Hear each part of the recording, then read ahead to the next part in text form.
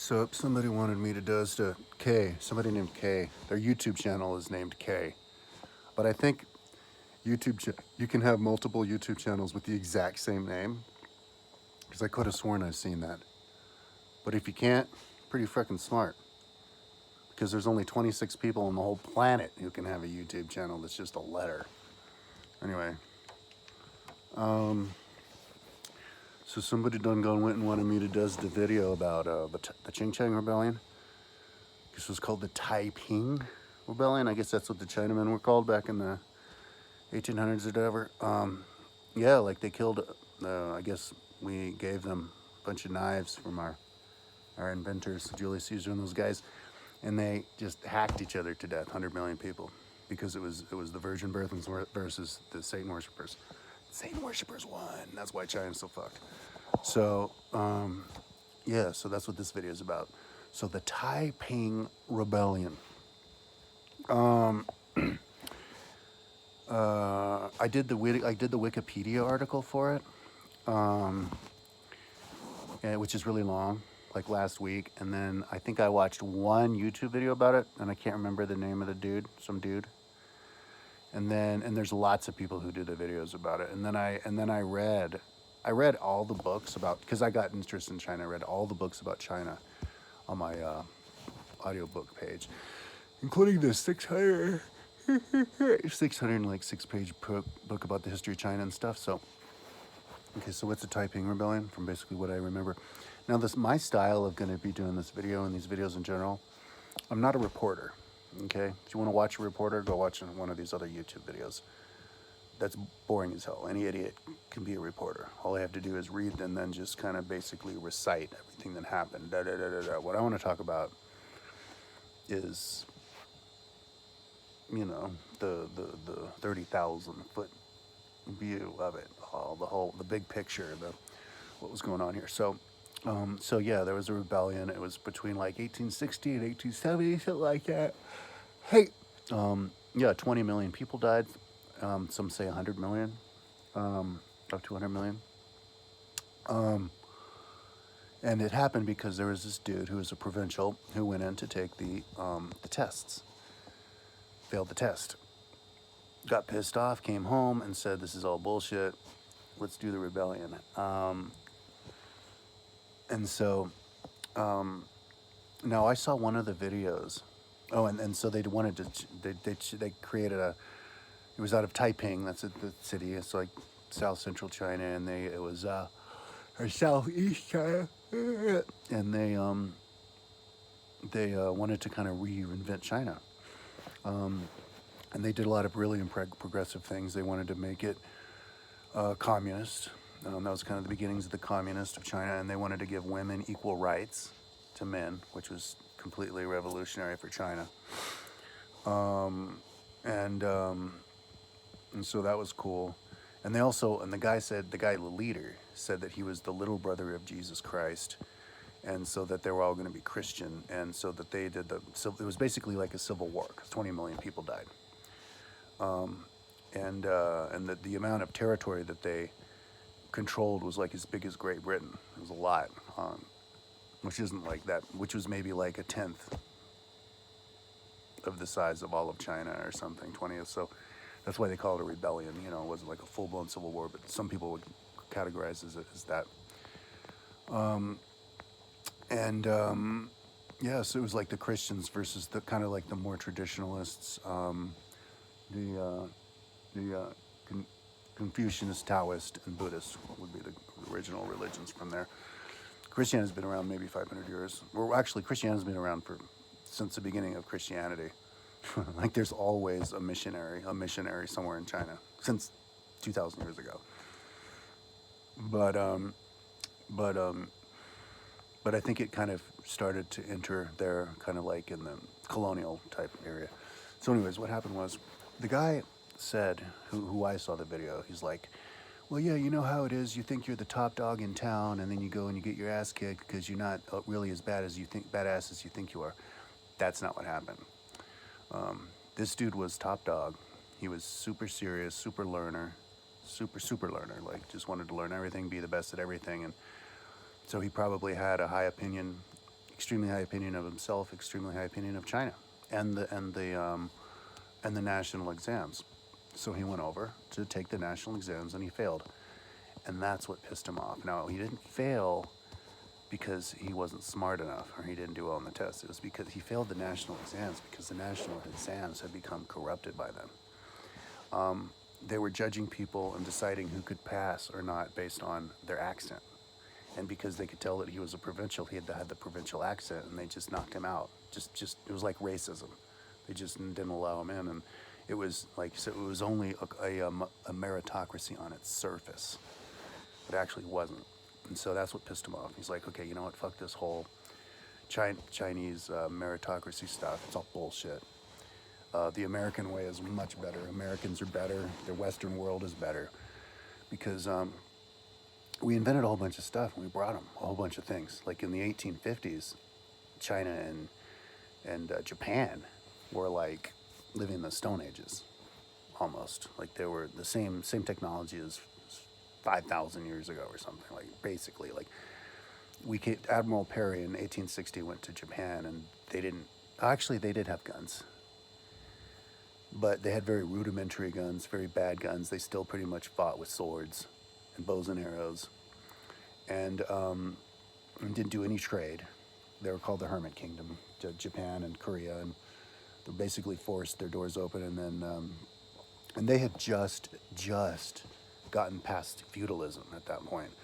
They had a civil war. Japan had civil wars for like 300 years, like constant fighting. And they finally got unified as an island, so they were way behind England. England unified. Well, England actually surprises me how they don't, but England took over Scotland. I guess it's kind of sort of around the same timeline. In 1707, they unified Scotland and England, but anyway, they were having wars, like feudalism wars, and like the likes of which like England didn't have since like the fall of Rome, 1,500 years earlier. So anyways, they had a lot of reason to believe that that the Western world was much better than the Eastern world, because of our technology and our level of development and history and everything. We kind of made them feel stupid. And so that's probably how they got a whole lot of people on the Christian side. Also, they probably wanted to get assistance from the Western world in their fight. If they would proclaim themselves to be Christians, then they would, they could maybe win the war with the help of Americans, but Christian Europe. But another characteristic of the Taiping Rebellion, I guess they called it the Taiping Kingdom or something, was that this guy, he proclaimed himself to be the brother of Jesus Christ, and so their idea of it was kind of similar to the Europeans' idea, like Jesus Christ. He was like a magical being, spiritual leader of the whole area, and that's kind of similar to how Japan and Korea and even Europe function. Like Europe, we had the Roman Empire, but then the Roman Empire fell, but they wanted to keep the cohesiveness of Europe together so that they could fight the Islamic invasions and Muslim invasions and Mongol invasions, and just kind of stay as kind of keep as much as they could from the Roman world, which was all good then. So they had the Christian world, and so it was kind of like you could call Christianity, all of Europe was one country led by the Pope of Rome. So the Roman Empire kind of continued. It was just a spiritual leadership at that point, kind of like how the royal family of England is just kind of like a figurehead. But that's what the Chinese and the Japanese were really into. Like when they finally got done with their feudalism, they installed an emperor of the entire island in Kyoto, in Tokyo. But he didn't have like authority over everybody. Like it was kind of like the feudalism of Europe. You would have the Pope, or you would even have the king of all of France. But he was didn't have as much power, and nearly as much power as is like your typical idea of a king or a president. He was more like a figurehead who was trying to kind of help everybody get along. He was like the central court, like the The Hague. You have European Union with the center in The Hague, Belgium. It's kind of like that. So in Korea and Japan, China and Japan, they had this big, like, spiritual leader, but they made it more kind of like, they gave it legitimacy by making the person kind of like a magical person, like, and then they kind of took it too far. Right before World War II, the Japanese were, like, actually worshipped him like a god, like he was God, and he was magical and all this kind of stuff. And the Asians tend to do that. When you read ancient Greek writings, they accuse the Asians, like the people in Turkey, anywhere to the east of Constantinople, Istanbul, was Asia. So anybody in Turkey or Syria or anywhere around there, Iraq, they all, like, worship their leaders like they were gods, and their leaders had like almighty power, and that the Western world prided themselves on being more democratic than that. And eventually, the Roman Empire kind of became like that for a while and then fell. Diocletian tried to make himself like a god, a type of being that was kind of like Eastern style. But so that's kind of what the Taiping was like. It was very heavily influenced, like they were going to try to make him their spiritual figurehead for the whole world. The king of, or the emperor of China in Beijing, they had like the second oldest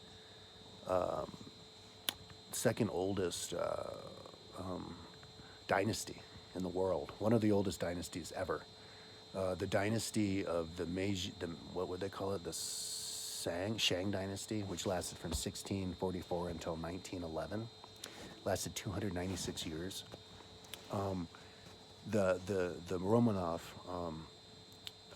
dynasty lasted 304 years, and it expired in like 1918. So they both got started at the same time, 1650-ish, and they both died at the same time. Between the two of them, they averaged 300 years. So, and 300 years is like, 250 years is like the average of your average, it's like the length of your average, like, healthy dynasty. It's about half the average of a good kingdom, you know. Roman kingdom lasted 250 years. Roman Republic lasted 500 years. Roman Empire lasted almost like 500 years. So, yeah, there's this interesting timeline, time patterning to all of this stuff. So, anyway, but I'm not getting sidetracked.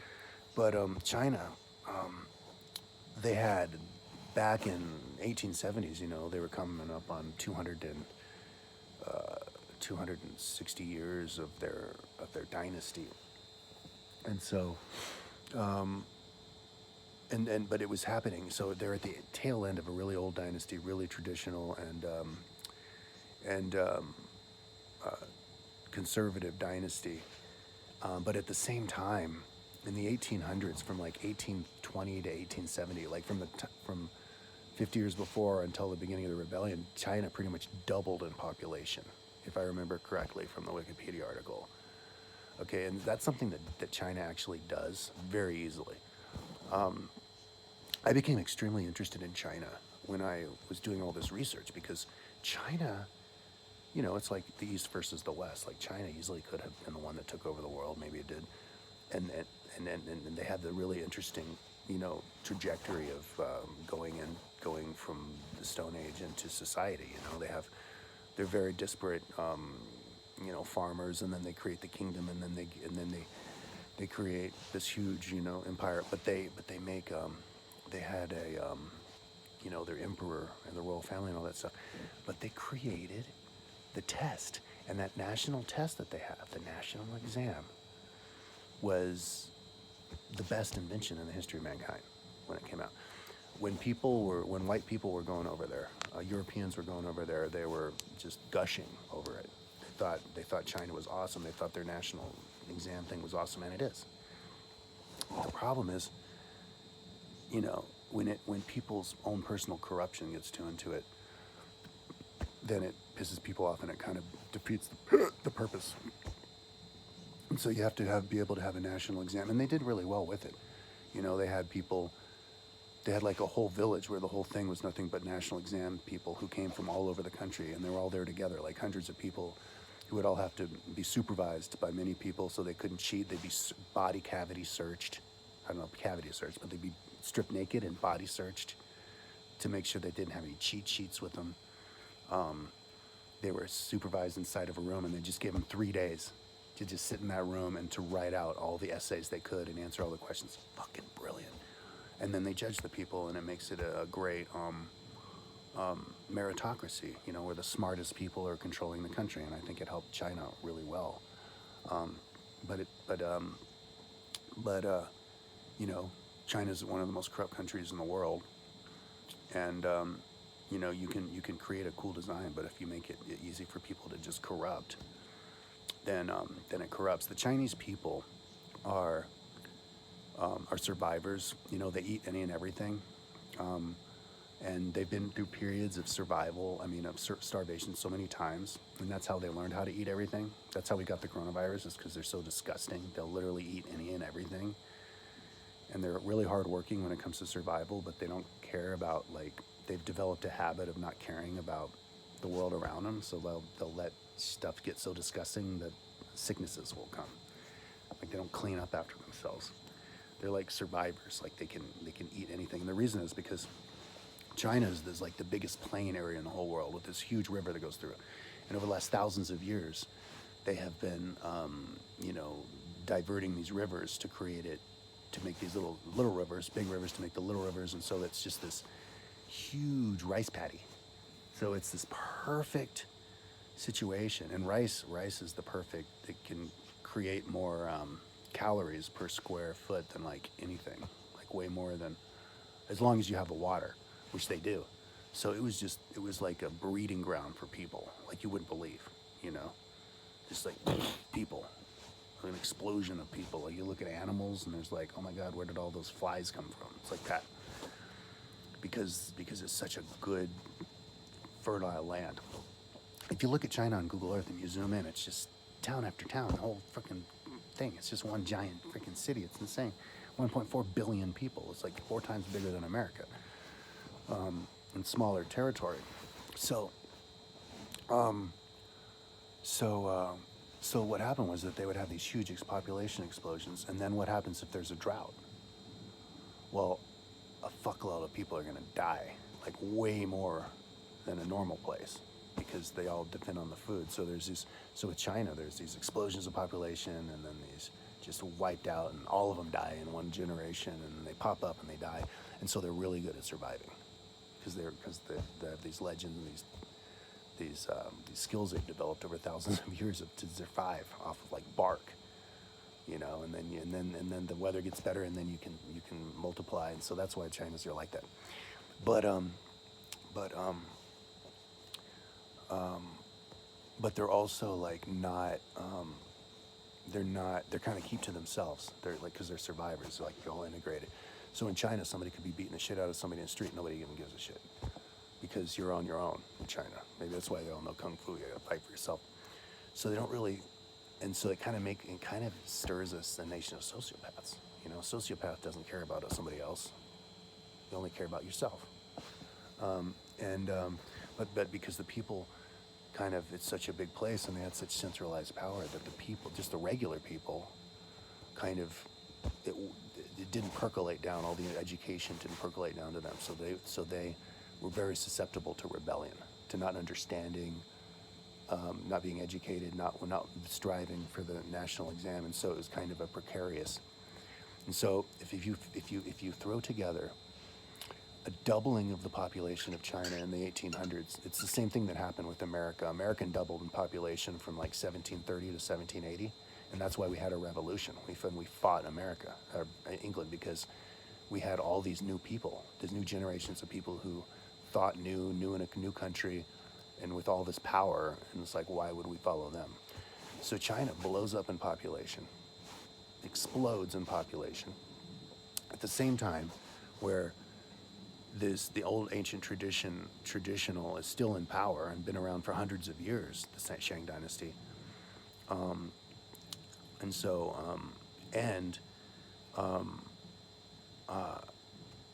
don't know if there was like a drought or whatever, but if you put this huge population explosion of population together with an old ancient regime that apparently doesn't care about the provincials because they only care about what accent you have.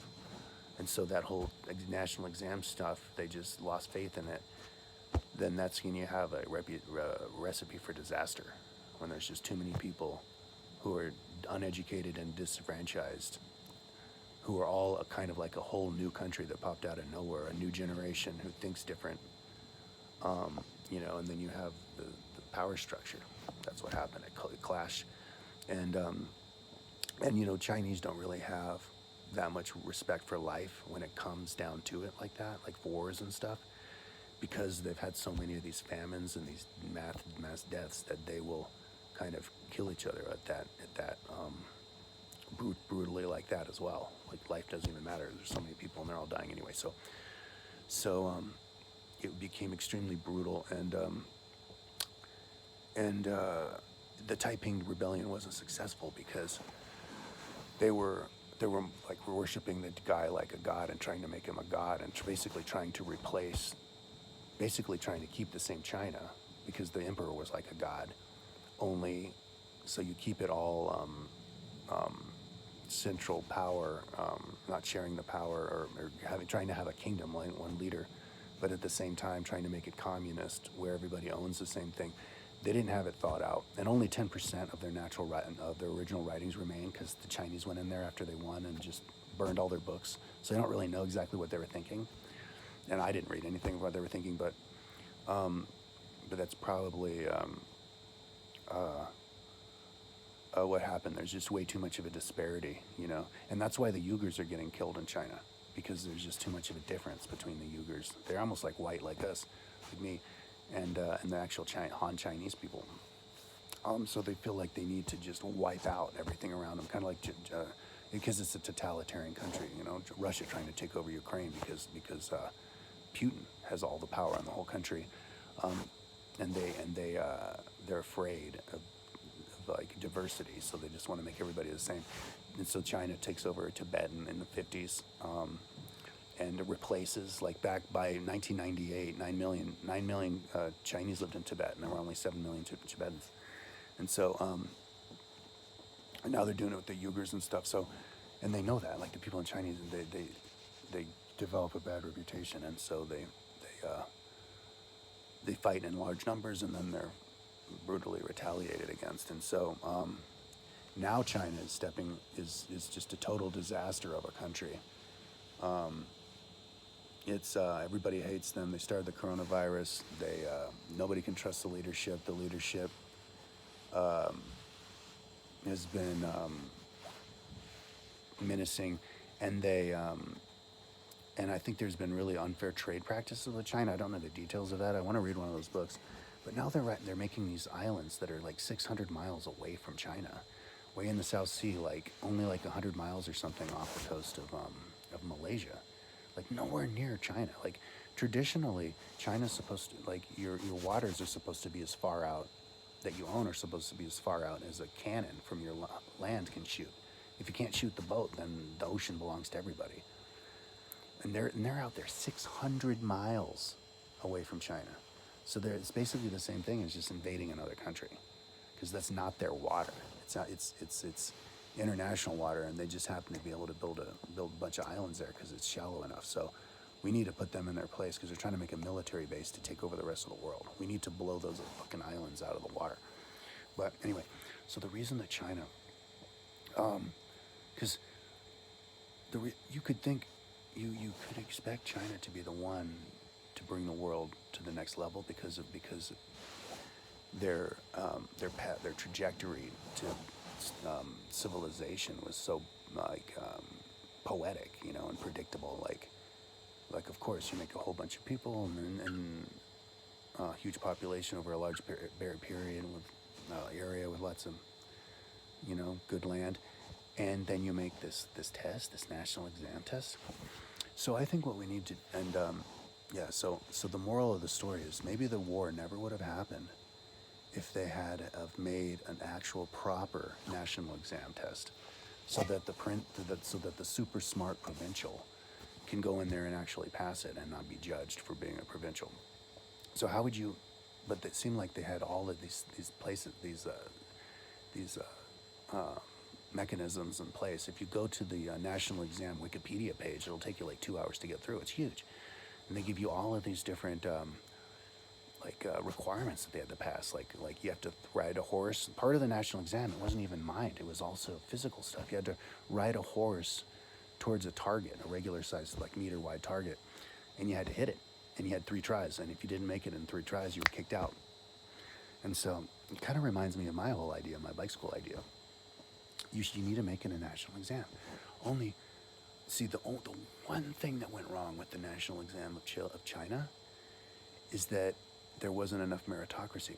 So the one thing that they needed was computers. If they had computers and internet, and you have it all black and white, like who can step in and like use their executive power to like fail somebody, you know? Like I was kicked out of college because college, and I get D's. I've had way more D's than A's, way more more C's than B's. Like I'm a D and a C student, and then I get kicked out. So I'm like an F student. But I showed up to every single class on time. My entire life, did every single homework assignment, turned it in on time, every single one, of my whole life, and it was all fucking great, just like my website is. Only I get D's and C's and I get kicked out, after 2 years. So why? Because the teachers have all this power. So all you have to do is take the power away from the people, and you just make it all. But you can't do that with that national exam thing, because it was kind of monitored by people too much. But with the computers, you just set up an exam. So let me explain to you how it's really similar to the national exam. My whole idea. You take every 2 weeks you take a bi-weekly, you take a history test. The random number generator creates a number from 1 to 200, because there's 200 decades from 0 to 2000. And so if it says, okay, 156, well then that would be the 160s, the 160s of it, I think. There's actually a chart that shows. So then you have 1 minute, and you mention all the things that would show up on Wikipedia in the 160s decade. Then you go to the Wikipedia page and you see what's there and what's not there. Pretty damn black and white. You couldn't get any black and white than that. You judge yourself. You make your own website to guard, to save all of the results, that anybody can go and look. Anybody can watch your video. Anybody can watch you judge yourself. And then it's black and white. And then you do book reviews, and you write book reviews, and you put it on your website. That way no teacher can be like, oh, he sucks, like, and then everybody else, oh, really, he sucks. Then don't give him a job ever, and don't let him ever be entered in any school, because the website's right there, and then you judge the person by the website. And so you just get rid of schools altogether. Somebody drops out after 6th grade, because we save all this money. I'm talking about the money you save. Plus, people have time to actually have fun with their lives. Because what we do now is just sit around in this class like this. Like they're trying to brainwash you. If you read MK Ultra and Scientology and everything, how do you get brainwashed? And then in the 60s, all those experiments. You know how they made Ted Kaczynski crazy? They took him to Stanford, and they had some crazy old guy give him a bunch of LSD, and you can hear it on YouTube. You can actually hear Ted Kaczynski getting screamed at on YouTube if you watch the Rock and Ride documentary. He's going, "You fucking piece of shit! You're nothing. You're nobody. You suck!" And he's just screaming at him, because it was like they had sick minds back in the 60s. It was an experiment to see if you can drive people crazy, and maybe they were actually, and a lot of people think they were actually trying to figure out a way to create Manchurian candidates to act as like mindless, like James Bond type assassins to all over the world and do whatever you want. They were crazy back in then. So it ended up making Ted Kaczynski get crazy, and then he turned into a serial killer. And so what I'm saying is, oh shit, what the fuck was I saying? Oh man, I had a point.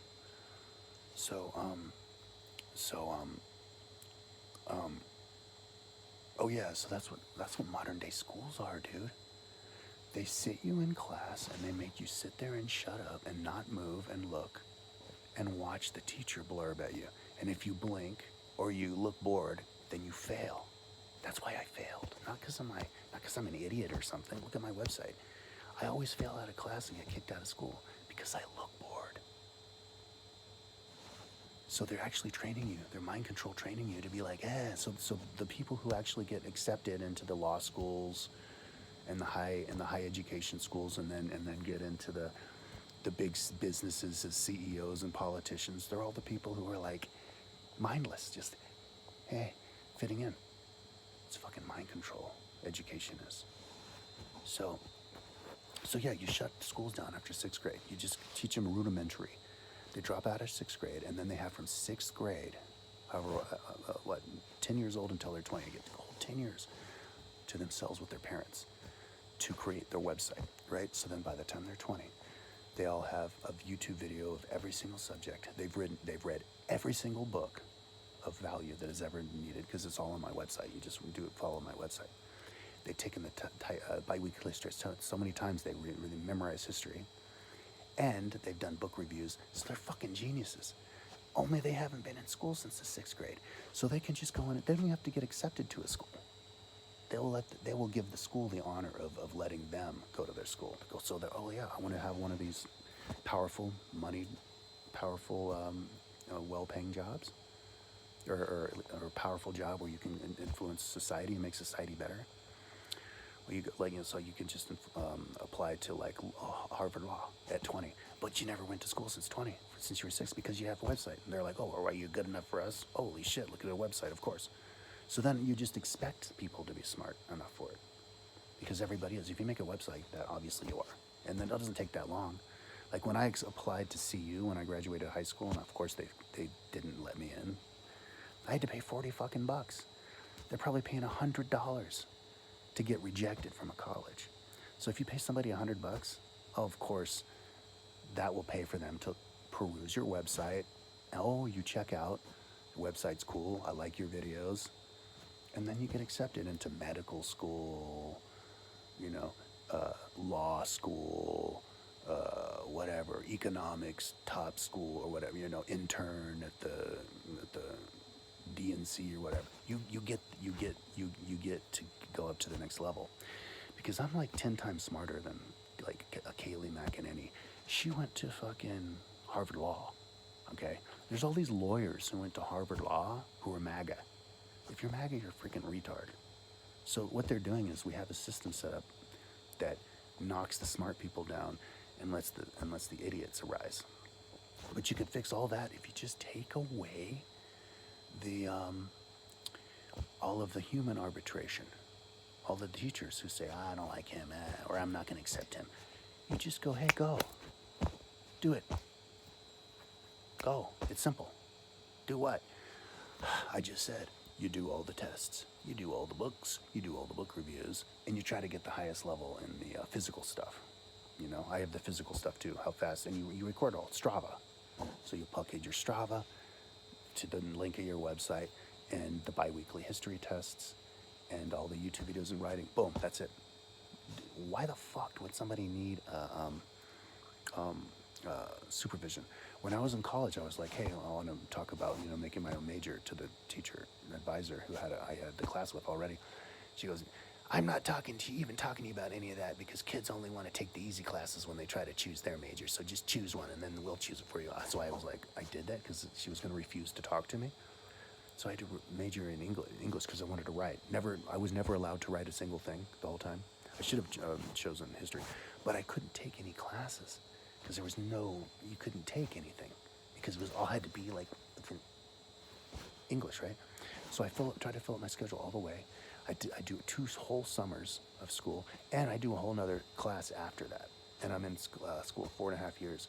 I don't graduate until I don't get out of school until I'm 23, but I still had a class to take.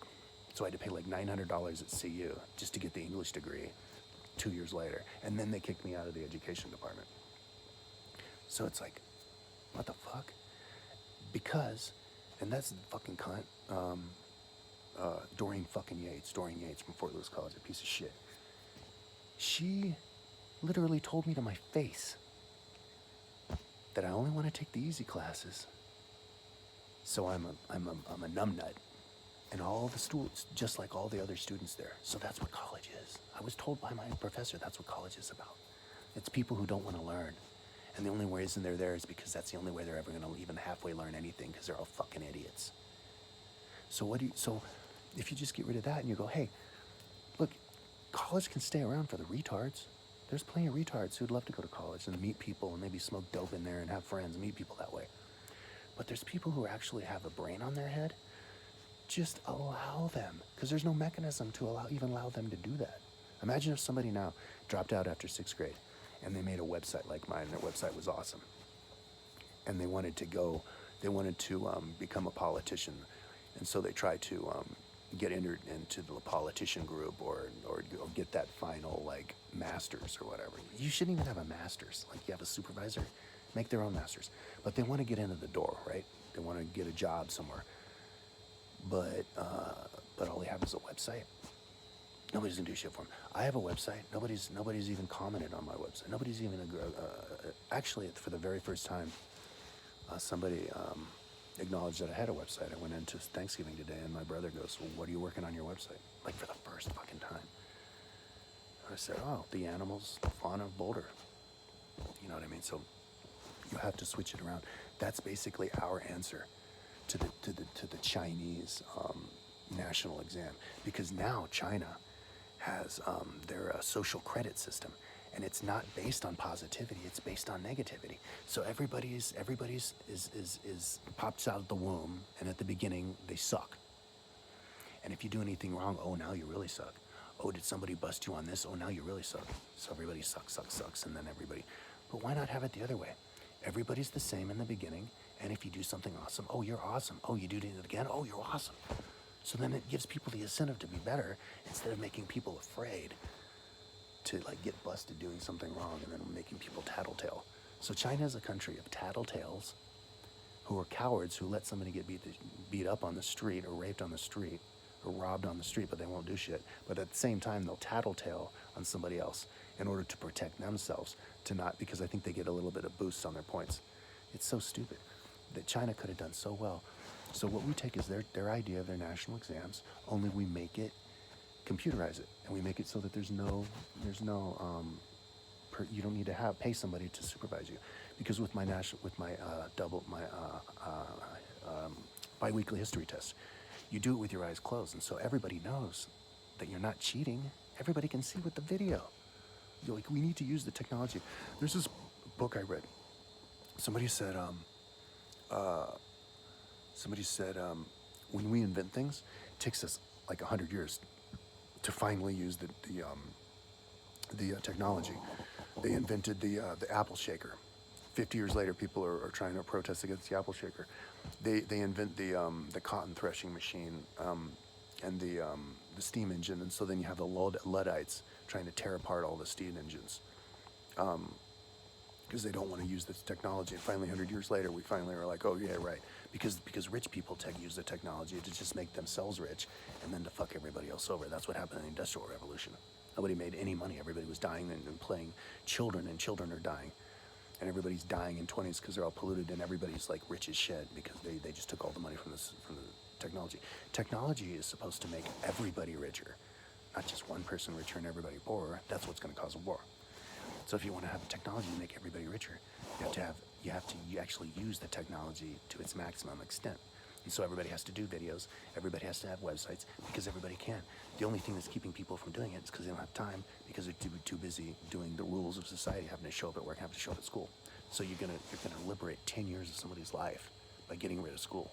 And then you create the test. It's like the national exam test. And then the Chinese people, because they have a history of that, they could incorporate it. And then they could bring themselves up. All they have to do is have that freedom of speech clause in their constitution. Oh, and they really wanted to make a constitution. China in World War I were doing really well. Well, actually, a lot of people say that the Queen Xixi was really far behind, but I don't think she was like, I think the Chinese were way ahead of the Romanovs. The Romanovs were idiots. They tried to attack the Japanese on the way on the other side of the world when they didn't even have the money to get there. Freaking idiots, because the guy, they slaughtered the people who protested. But in China, they were trying to write a constitution. They were trying to rewrite a constitution before the Shang Dynasty even was overthrown. The Shang Dynasty was trying to make all these reforms make a constitution, and you know, learn English. There's a video from that Empress Qixi. She was like the interim empress. She was like one of the geishas of the other emperor who died. But she's out there speaking perfect English, dude. In 1911 or something, 1906, perfect English. And she's talking about progressivity and trying to make China like open up to the Western world. And so, it's kind of sad. Like China almost does it, and then they fuck it up. So what fucks it up? It was that guy had it right. You need to get rid of all that like provincial stuff. You have the wrong accent, you're not kicked out. You're kicked out. But you can get rid of all that arbitrary stuff with this people having the individual power like teachers if you just do what I say. Get rid of the teachers, and it just encourage people to do the websites. Now people go, oh, well, you can't do it. Well, then you just have one person like me show everybody how else is done. That's why I'm so motivated to finish my website, so I can finally get started with all this stuff, because I'm not really learning stuff when I'm working, because I can't really pay attention as much, but that's the answer. It's because people inspire other people.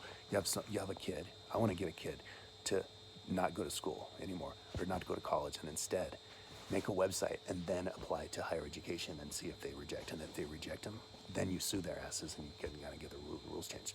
So anyways, that's basically my idea of the Taiping Rebellion. It was to be expected. It was at the end of that giant, the end of the old world with the old dynasty, huge population of new people, while the West is starting to take over the world where China used to be on top 1,000 years ago. And so they want to follow them. And so, so the one thing that they might want to change, though, is not have so many like godly. That was the mistake. They made him like the God. He was the Jesus, and he was, and the people who were more pragmatic were the ones who won out in the end. Like, I think it was Chiang Kai-shek versus Mao in the world before World War II, and Mao won. But Chiang Kai-shek, I think, was more along the lines of he was more of a capitalist, and he had better political ideas. But I think, if I remember correctly, he was more of a dictator, and he was kind of more of an egoist, whereas Mao was kind of more like mellow, and he was more like of the people and communism. And communism is trying to, making a mechanism to make everybody have the same amount of money. It's easy to do with computers, but I guess it's harder back before computers when people could twist and turn things around. And so China got really royally fucked with communism. But imagine if communism was regulated by AI, and then we would all just get paid, and nobody would care about trying to make more money because we all have enough. People go crazy when they don't have enough to survive. Give everybody enough to survive, and they're fine. Like me, I don't have enough money to buy a car. I don't have enough money to like eat out at all, or I don't have enough money to buy weed. I have to meter my weed. I just make sure to only smoke weed once every 3 hours. And I can't leave my house. I have to eat basic food. But I got my website. I don't need anything else. And so everybody will be like that if they have the freedom to say whatever they want working on their website. So anyway, so that's what happened. That's my idea of the Taiping Rebellion, and how like you could avoid having another Taiping Rebellion or something like that. China is an interesting place because it's like in some like parallel universe not too far away. Like they were the ones who took over, and they did it great. They just screw it up because people's bad natures get in. There are biases towards people who aren't like them. Even in China, there's people who look a little bit different, have different accents, and an unwillingness, an undiscipline, not having the discipline to follow the rules, and people cheating and, creating their own rules. So, luckily, you have the white people to come in and create bike school for you. All right, talk to you tomorrow. Or thanks for the request. Yeah, if you give me a really good request, maybe I'll do the video. But like I said, I get carried away. This is 45 minutes. I'm back to my website. Talk to you later.